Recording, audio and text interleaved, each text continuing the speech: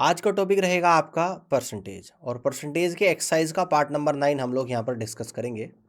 Problem first देखते हैं यहाँ पर क्या दे रखी है। The ratio of the number of boys and girls in school is 8:12। If 50% of the boys and 25% of girls are getting scholarship for their studies, what is the percentage of school students who are not getting any scholarship. देखिए सवाल को पहले हिंदी में मैं आपको translate करके बता देता हूँ। लड़कों और लड़कियों की संख्या का जो रेशियो है स्कूल में 8:12 है। लड़कों का 50%, लड़कियों का 25% स्कॉलरशिप प्राप्त करते हैं अपनी पढ़ाई के लिए, और जो स्कॉलरशिप प्राप्त नहीं करते उनका प्रतिशत आप लोगों को यहाँ पर बताना है कि कितना होगा। ठीक है ना, देखिएगा, यानी कि यहाँ पर बॉयज़ और गर्ल्स का जो रेशियो दे रखा है वो 8:12 दे रखा है। ठीक है ना, क्लियर है। अब जो स्कॉलरशिप प्राप्त नहीं करते उनको परसेंटेज में निकालूंगा। अब जो बॉयज़ है वो 50% है स्कॉलरशिप प्राप्त कर रहे, जो नहीं करते वो कितने हो जाएंगे, वो भी 50%। यानी कि यहाँ पे लिख दूंगा note gate scholarship, note gate scholarship, तो 50%। 25% लड़कियां स्कॉलरशिप प्राप्त करती है, तो कितनी नहीं करती, यानी कि 75% नहीं करती है ना। तो इनका परसेंटेज हम लोग निकाल देंगे, है ना। इसका निकालेंगे परसेंटेज जो बच्चे स्कॉलरशिप प्राप्त नहीं कर रहे हैं। तो टोटल 8 और 12 ले लेता हूँ, यानी कि 20, टोटल है 20। 8 का 50% जो प्राप्त नहीं कर रहे हैं, तो 8 का 50% प्राप्त नहीं कर रहे हैं, और प्लस का 12 का 75% प्राप्त नहीं कर रहे हैं स्कॉलरशिप। ठीक है ना, और परसेंटेज निकालूंगा तो इंटू 100 करेंगे। तो 8 का 50% 4 आएगा, प्लस 12 का 75% आप लोगों का कितना आ जाएगा, 9 आ जाएगा। 9 + 4 डिवाइडेड बाई 20 इंटू 100, और 20 से 100 5 बार जाएगा। 9 और 4 13, और 13 पंजे 65, यानी कि ओवरऑल आप लोगों का निकल कर आ गया 65%। ऐसे बच्चे हैं जो स्कॉलरशिप प्राप्त नहीं कर रही है। 65% ए इज द राइट आंसर। आगे देखते हैं, प्रॉब्लम सेकंड को यहाँ पर समझते हैं कि आकाश scored 116 marks in maths, C scored 62% marks in reasoning, and X marks in English. The maximum marks in each subject was 150. The overall percentage of marks obtained by Akash in all three subjects together was 68%. How many marks did she score in English? देखो, आकाश ने maths में करे 116 number प्राप्त, ठीक है ना, और उसने रीजनिंग में करे 62% नंबर प्राप्त, और इंग्लिश में एक्स नंबर प्राप्त करे हैं। प्रत्येक सब्जेक्ट में 150 में से उसे नंबर मिलते हैं, उसे ओवरऑल 68% नंबर प्राप्त होते हैं। तो बताएगा इंग्लिश में कितने नंबर प्राप्त करे हैं, ये आप लोगों को यहाँ पर बताना है। ठीक है ना, अब देखो प्रत्येक सब्जेक्ट में 150 में से नंबर मिल रहे हैं, तो यहाँ पर मैं मैक्सिमम नंबर निकाल दूंगा तीनों सब्जेक्ट के, मैक्सिमम मार्क्स निकाल दूंगा तीनों सब्जेक्ट के। एक सब्जेक्ट में 150 में से मिल रहे हैं, और तीन में कितने मिलेंगे, 150 गुणा 3 यानी कि 450। तो मैक्सिमम मार्क्स जो आप लोगों के यहाँ पर निकल कर आएंगे वो 450 निकल कर आ जाएंगे। ठीक है, अब जिसमें मैथ्स में कितने नंबर प्राप्त कर रहा है, ओके, और ओवरऑल 68% नंबर प्राप्त कर रहा है, यानी कि कितने नंबर प्राप्त कर रहा है, ओवरऑल 68। यानी हम लोग ओवरऑल नंबर निकालने कितने उसने प्राप्त करे हैं, तो 450 का 68%, तो 68/100। 50 से 2 बार जाएगा, 50 से 9 बार जाएगा, 2 से 68 34 बार जाएगा, और 34 गुणा 9 कितना होता है आप लोगों का, यानी 306 नंबर उसे तीनों सब्जेक्ट में मिल रहे हैं। ठीक है ना, getting marks in all 3 subjects, यहाँ पे लिख देता हूँ गेटिंग मार्क्स, है ना, या लिख देता हूँ ऑब्टेन मार्क्स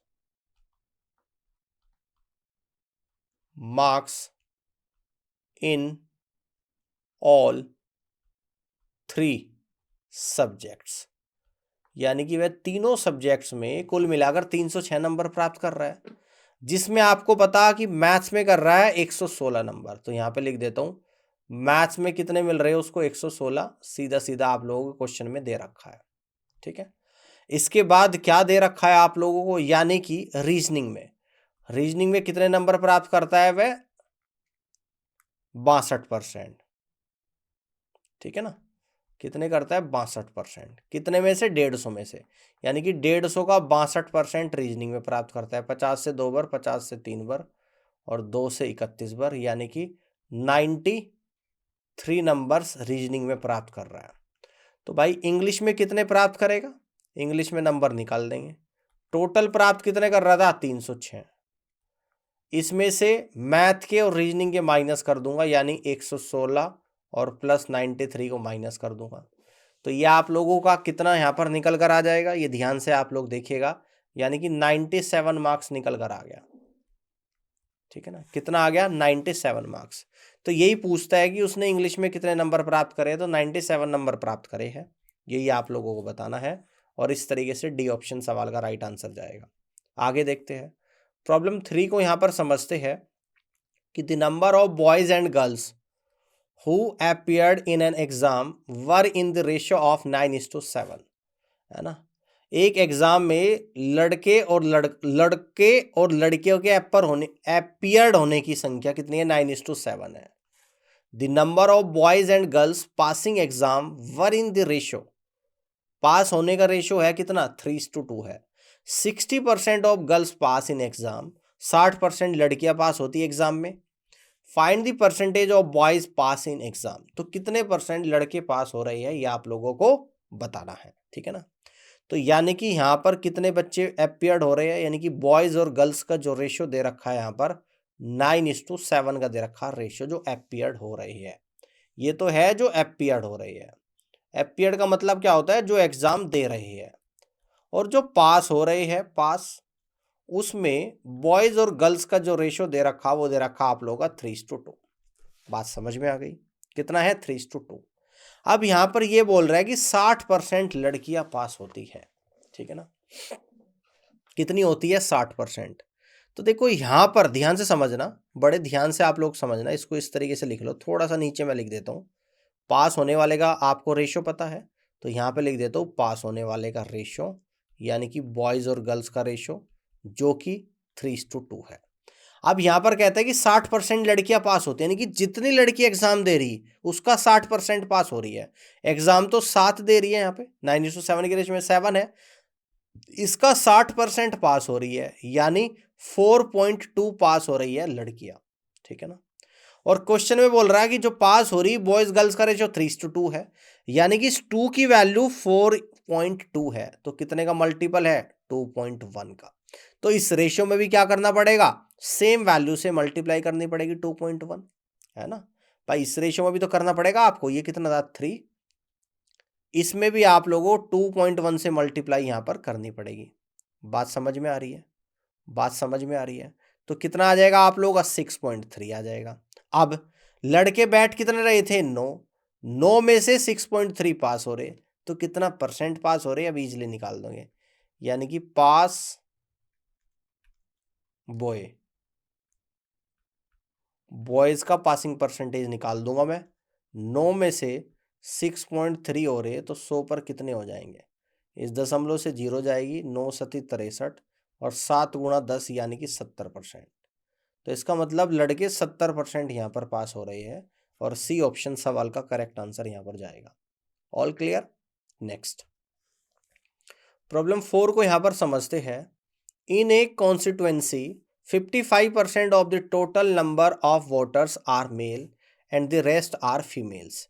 एक कॉन्स्टिट्यूएंसी में 55 पर टोटल वोटरों का 55% तो मेल है और बाकी फीमेल, यानी कि 45% फीमेल होगी। If 40% of the males are illiterate, 40% male क्या है अनपढ़ है, and 40% of the females are literate, और 40% महिलाएं क्या है पढ़ी लिखी यानी कि साक्षर है।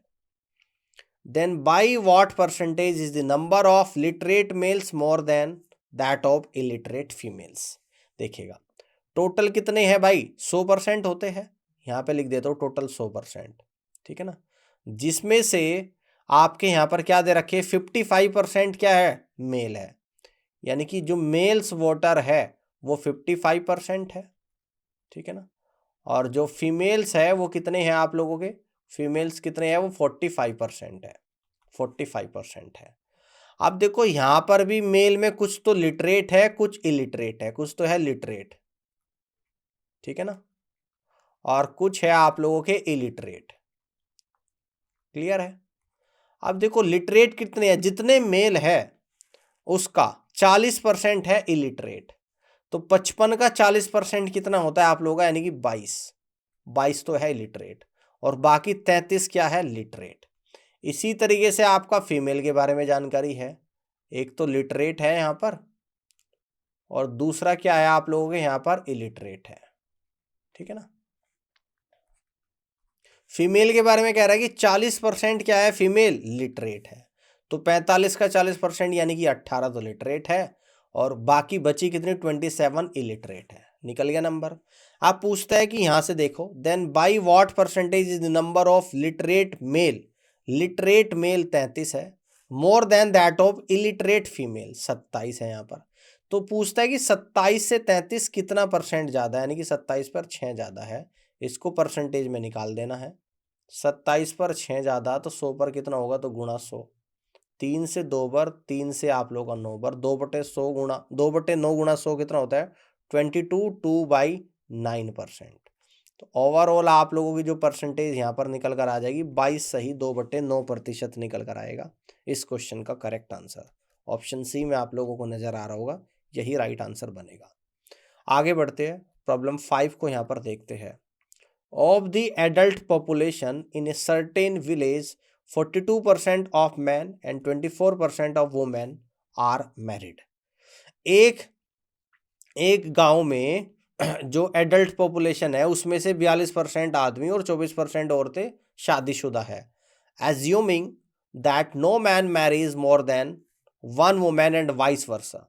ये एज्यूम करके आप लोगों को चलना है कि एक से ज्यादा शादी ना तो लड़के की हो रही ना लड़की की हो रखी है। The percentage of total population of adult who are unmarried is. तो आपको बताना है कि इस गांव की कितनी प्रतिशत ऐसी जनसंख्या है जिनकी शादी नहीं हुई है।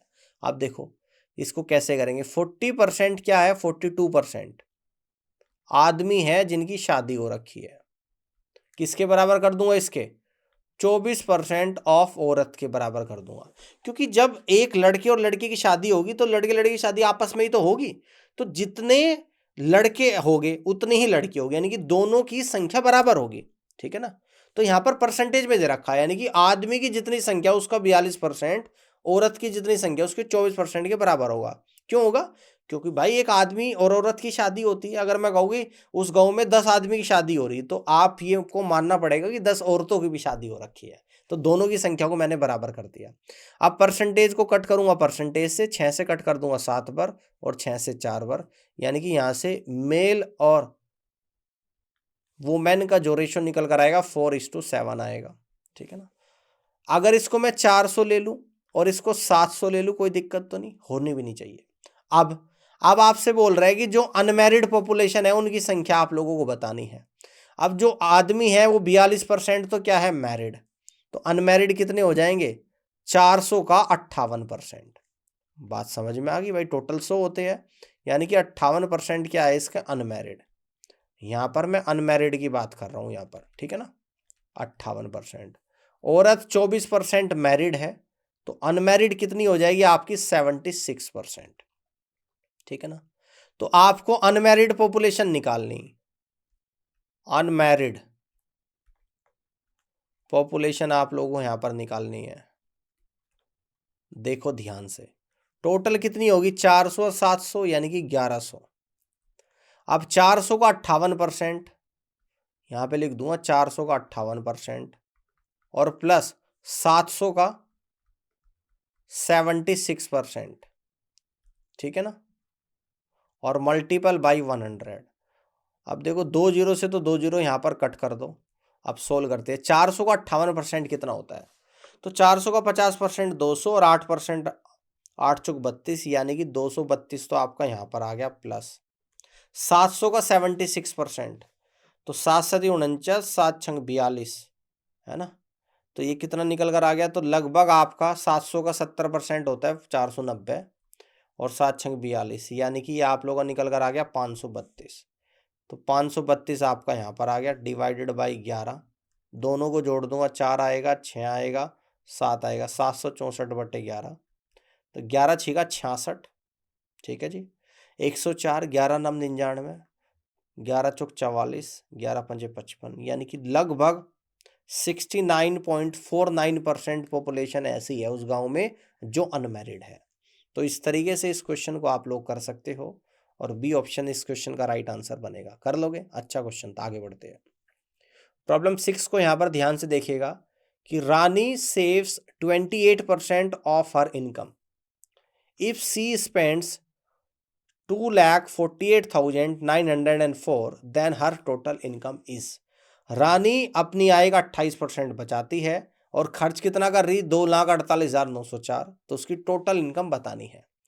तो टोटल इनकम को हम लोग क्या लेकर चलेंगे? तो यहां पे कह देते हैं लेट दी, यहां पर मान लेते हैं लेट दी टोटल इनकम, ठीक है। और मान लेते हैं कि इस रानी की टोटल इनकम 100% है, जिसमें से 28% सेव करती है। और आपको ये भी पता है कि इनकम बराबर क्या होता है? एक्सपेंडिचर प्लस सेविंग्स होता है। 100% इनकम है, 28% बचा रही है, तो खर्च कितना करेगी? यानी कि 72% खर्च करेगी। और जो आप लोगों को दे रखा कि खर्च कितना कर रही है? कर रही 2,48,904 खर्च कर रही है। अब टोटल इनकम बतानी, यानी 100% की वैल्यू का आप लोगों को बताना है। 2,48,904 डिवाइडेड बाई 72 इंटू 100। अब 18 से जगह जाएगा 4 बार, 18 चौक 72, 18 का 18, 18 तीय 54, 18 अट्ठे 144, 18 दूनी 36, 18 अट्ठे 144, 4 से कट कर दूंगा, 4 ती 12, 4 चौक 16, 4 पंजे 20, 4 सत्ते 28, 3457 में 100 की गुणा 34, 57 और 00 और लगा दूंगा यहाँ पर। तो आपका जो आंसर आएगा निकल कर 3,45,700 निकल कर आ जाएगा। यानी कि रानी की जो टोटल इनकम है वो 3,45,700 के बराबर है। इस तरीके से C is the right answer of this question. आगे बढ़ते हैं। प्रॉब्लम 7 को यहाँ पर समझते हैं कि a person spends 30% of his income on food, 20% children's education and 60% of remaining on house rent. What percentage of income is left with him. एक आदमी 30% अपनी इनकम का भोजन पर खर्च करता है, यानी कि फूड पर कितना खर्च हो रहा है? 30%। एजुकेशन पर कितना खर्च करता है? चिल्ड्रंस एजुकेशन पर 20% करता है ना। तो रिमेनिंग कितना बचा? भाई टोटल कितना होता है? मैं यहां पर ये भी लिख देता हूं टोटल हमने माना कि 100% था, जिसमें से फूड पे 30% करा, एजुकेशन पर 20%, रिमेनिंग बचा 50%, ठीक है ना। अब रिमेनिंग का हाउस रेंट पर कितना खर्च करता है? यानी कि 50% का 60% हाउस रेंट पर खर्च करता है, यानी कि 30% फाइनली हाउस रेंट पर खर्च करता है।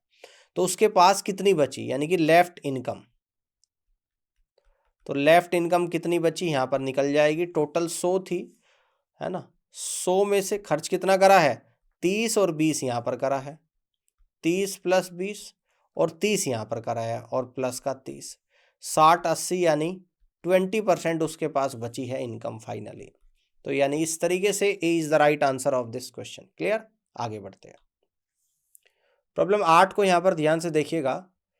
देखो क्या बोल रहा है कि Sudha decided to donate 12% of her monthly income to an orphanage. Sudha ने यह निर्णय लिया कि वह जितना कमाएगी उसका 12% अनाथ आश्रम में खर्च कर देगी। अनाथ आश्रम या अनाथालय बोल लो। On the day of donation she change her decision and donate a sum of 4800 rupees which was equal to 80% of what she had decided earlier, what is 27% of her monthly। देखो मैं समझाता हूँ। सुधा ने यह निर्णय लिया कि वह जितना कमाएगी उसका 12% अनाथालय में खर्च करेगी। जिस दिन दान देने की बात आई उस दिन उसने अपना निर्णय चेंज कर लिया और उसने 4800 रुपये का डोनेट करा, 4800 रुपये दान दिए, जो उसने निर्णय लिया था शुरुआत में उसका 80% के बराबर है। तो बताना है कि उसकी इनकम का 27% कितना है। आप देखो ध्यान से, शुरुआत में उसने निर्णय लिया था कि जो कमाएगी उसका 12% खर्च करेगी। तो सबसे पहले मान लेता हूँ कि सुधा की टोटल इनकम, तो यहां से कह देते हैं लेट दी टोटल इनकम। तो हमने यहां पर माने कि सुधा की टोटल इनकम 100% है। उसने डोनेट करने का स्टार्टिंग में निर्णय लिया कि 12% डोनेट करेगी, लेकिन वह उसका 80% करती है, जितना निर्णय लिया उसका 80%। तो ये कितना हो जाएगा, 12 का 80%, यानी कि आप लोगों का 9.6% उसने डोनेट किया है फाइनली। और ये बोला गया है कि 4800 रुपये डोनेट किया, यानी कि 9.6% की वैल्यू 4800 रुपये के बराबर है। ठीक है ना। तो यहां से हम लोग 1% की वैल्यू को निकालेंगे, या 100% निकाल लो सीधा सीधा, 1% की जरूरत भी नहीं है यहाँ पे। यानी कि यहाँ से 100% की वैल्यू को जब निकालेंगे तो 4800 डिवाइडेड बाई 9.6 इंटू 100, पॉइंट हटा दूंगा तो एक जीरो, 48 से आपका 100 बर जाएगा, 48 से आपका 2 बर, 2 से 100 50 बर, 50 गुणा 1000 यानी कि 50,000।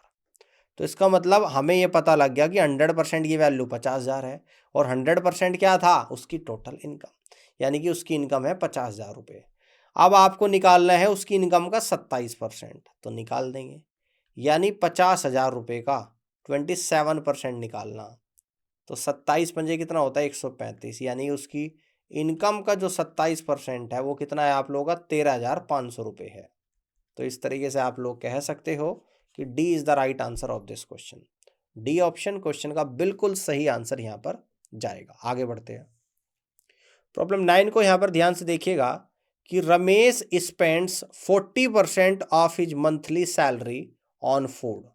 रमेश अपनी मंथली सैलरी का 40% भोजन पर खर्च करता है, 18% रेंट पर, और 12% एंटरटेनमेंट पर, एंड 5% करता है कन्वेंस पर करता है। But due to a family function he has to borrow 16,000 rupees from a money lender to meet the expense of 20,000 rupees. His monthly salary is. देखो क्या बोल रहा है कि रमेश ने 40% अपनी, उसकी सैलरी आई रमेश की, तो आते क्या होता है कि सैलरी आने के जस्ट बाद एकदम खर्चे स्टार्ट हो जाते हैं, पहले से डिसाइड रहता है कि यहाँ यहाँ देना है। तो ऐसे रमेश के साथ हुआ, रमेश ने 40% करा फूड पर खर्च, 18% करा हाउस रेंट पर, पूरे महीने का खर्चा है रमेश का, 12% एंटरटेनमेंट पर, 5% कन्वेंस पर। अब अचानक क्या हुआ कि महीने के एंड में रमेश की वाइफ का बर्थडे आ गया। अब वाइफ ने बोला कि अब बर्थडे सेलिब्रेट करना पड़ेगा, और मुझे बर्थडे सेलिब्रेट करना है, करना पड़ेगा नहीं, मुझे करना है बर्थडे सेलिब्रेट। तो रमेश ने कहा कि ठीक है। तो रमेश बर्थडे सेलिब्रेट करता है, जिसमें खर्चा आता है 20,000 रुपये का, और 20,000 खर्चा करने के लिए रमेश को 16,000 रुपये उधार लेने पड़े, क्योंकि उसका तो पहले से खर्च कर चुका था, है ना। यानी उसके पास केवल 4,000 रुपये ही थे। तो अब आपको बताना कि रमेश की मंथली सैलरी कितनी होगी। आप देखो ध्यान से, 40% यहाँ खर्च कर रहा है, 18 यहाँ पर, ठीक है ना, और 12 यहाँ पर, और 5 यहाँ पर, तो टोटल खर्चा जोड़ लो कितना करा। तो आप कहोगे यहाँ पर सर 40 प्लस 18 प्लस 12 और प्लस का 5, है ना। ये आ गया रमेश का टोटल एक्सपेंडिचर, ठीक है ना। तो 40 18 12 70 5 75% खर्च कर दिया। तो उसने बचाया कितना, यानी कि इसका मतलब 100% टोटल इनकम होती है। भाई टोटल इनकम मैं यहाँ पे लिख भी देता हूँ, टोटल इनकम कितना है 100%, जिसमें से इस भाई साहब ने 75% खर्च कर दिया, तो बचेगा कितना, 100 में से 75 जाएगा, 25% बचेगा, ठीक है ना, 25% बचेगा। अब 20,000 रुपये खर्चा करने के लिए उसे 16,000 रुपये उधार लेने पड़े, इसका मतलब उसके पास 4,000 रुपये थे, और उसके पास कितना बचा था, 25%, यानी कि इस 25% की वैल्यू 4,000 रुपये है। अगर मैं 100% की वैल्यू यहाँ पर निकालूं तो ये निकल कर आ जाएगी आप लोगों की 16,000 रुपये। कितनी आ जाएगी, 16,000 रुपये। तो इसका मतलब रमेश की जो टोटल इनकम है वो 16,000 रुपीज रही होगी, ठीक है ना। तो इस तरीके से सी ऑप्शन सवाल का राइट आंसर बनेगा। आगे बढ़ते हैं।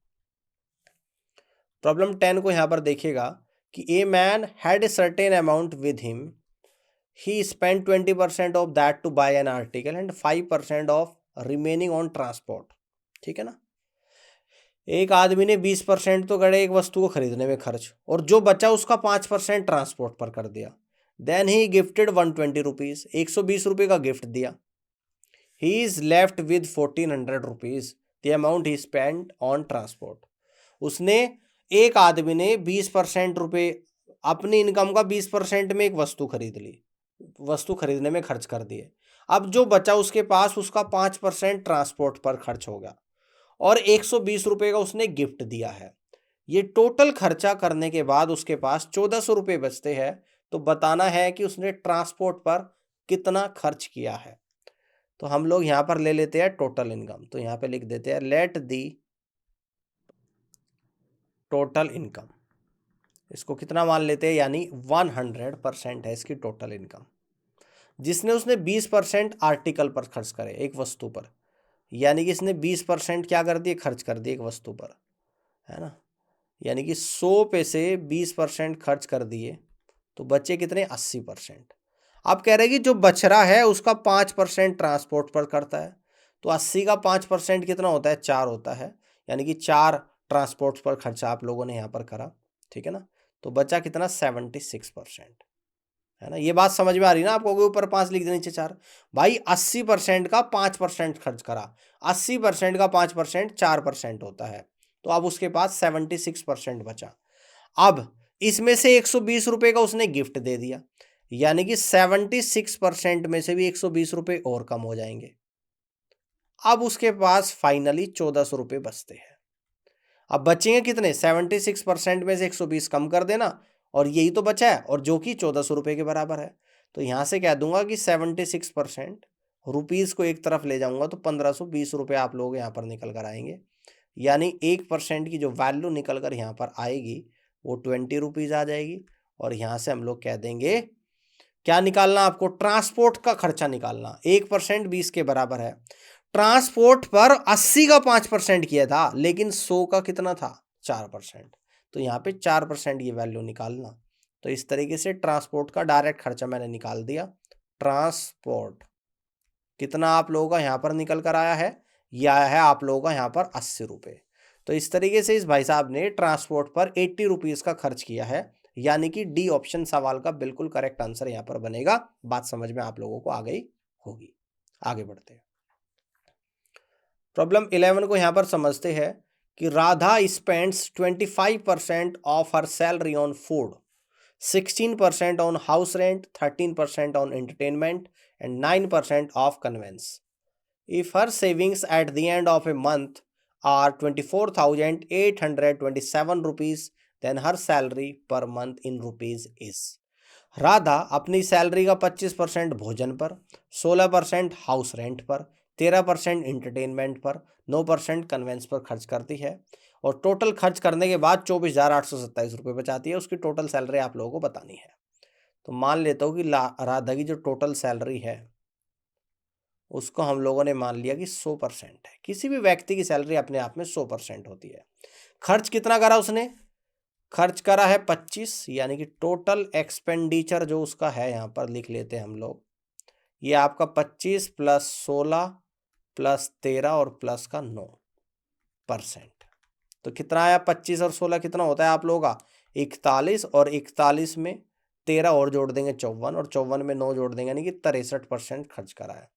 तो इसकी सेविंग्स कितनी निकल कर आ जाएगी यहाँ पर, तो ये निकल कर आएगी 100 माइनस 63, है ना। तो सेविंग्स कितने निकल कर आई, यानी कितना निकल कर आया, यह आपका निकल कर आ गया 37%। और क्वेश्चन में बोल रहा है कि सेविंग्स कितनी, यानी कि इस 37% की वैल्यू है 24,827 रुपये के बराबर। तो उसकी सैलरी निकालनी, यानी कि 100% की वैल्यू निकालनी है। तो निकाल देंगे 24,827 डिवाइडेड बाई 37 इंटू 100। तो 37 से इसको कट करेंगे, 3 सते 21, 7 पर जा रहा है क्या, 3 सते 7 सते 49, तो नहीं जा रहा है। तो यानी कि 7 पर तो नहीं जाएगा, ना ही 5 पर जाएगा, यानी कि 2 ऑप्शन तो आपके आंसर हो गए नहीं, ए और सी। अब थोड़ा सा कैलकुलेशन करनी पड़ेगी। 37 से 6 पर जाएगा, है ना। और 37 गुणा 6 कितना होता है, तो ये होता है आप लोगों का 222। 248 24827 है और 37 6 का 222, तो बचेगा कितना आप लोगों का, तो आप लोगों का बचेगा 262 बचेगा, ठीक है ना। तो फिर से कितनी बार चले जाएगा, यानी कि इस बार आप लोगों का जाएगा 7 टाइम्स, 259 वर्ड, 337 1 टाइम्स, यानी कि 671 वर्ड चलेगा। तो 671 इंटू 100 यानी कि 67,100 रुपये क्या है आप लोगों की यहाँ पर सैलरी है। तो इसका मतलब डी ऑप्शन सवाल का राइट आंसर बनेगा, है ना। तो इस तरीके से राधा की जो सैलरी रही होगी वो 67,100 रुपये रही होगी। अगला क्वेश्चन देखते हैं।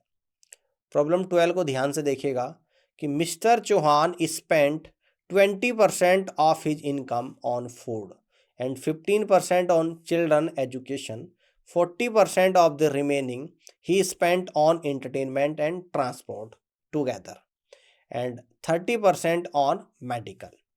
He is left with an amount of 8,775 after all these expenditures.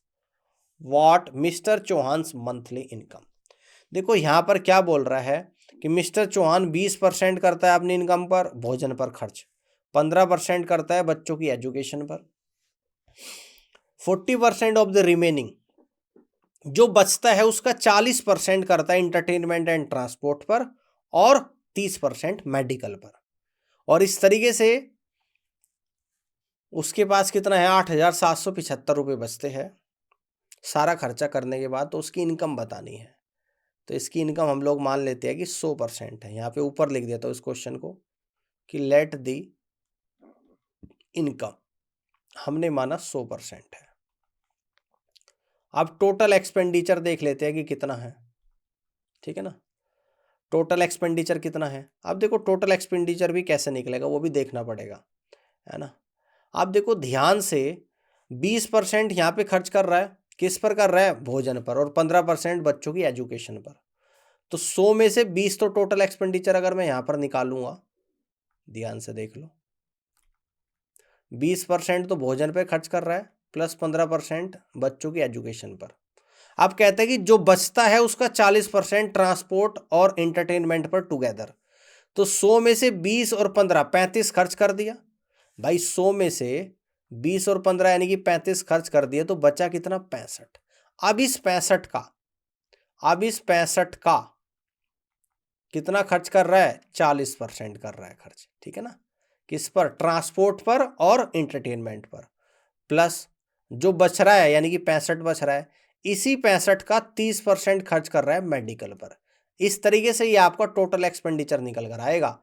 तो यहाँ पर आएगा आप लोगों का देखो 20% प्लस 15% और 65 का 40% कितना होता है ध्यान से देखिएगा, यानी कि 26%, और 65 का 30% कितना होता है यानी कि 19.5%।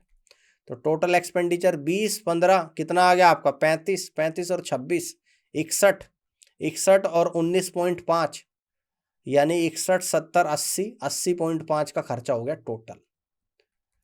ये आप लोगों का टोटल एक्सपेंडिचर यहां पर निकल कर आ गया। ये बात समझना ध्यान से। अब सेविंग्स कितनी निकल कर आ जाएगी, सेविंग्स भाई टोटल इनकम 100% है, एक्सपेंडिचर 80.5 है, तो सेविंग्स आएगी आपकी कितनी 19.5%। क्वेश्चन में बोल रहा है कि वह बचाता है 8,775 रुपये, यानी कि इस 19.5% की वैल्यू 8,775 रुपये के बराबर है। तो टोटल इनकम यानी 100% की वैल्यू निकालनी है। 8,775 डिवाइडेड बाई 19.5 मल्टीपल बाई 100, इस दशमलव को हटाऊंगा, एक जीरो लगा दूंगा, ठीक है ना।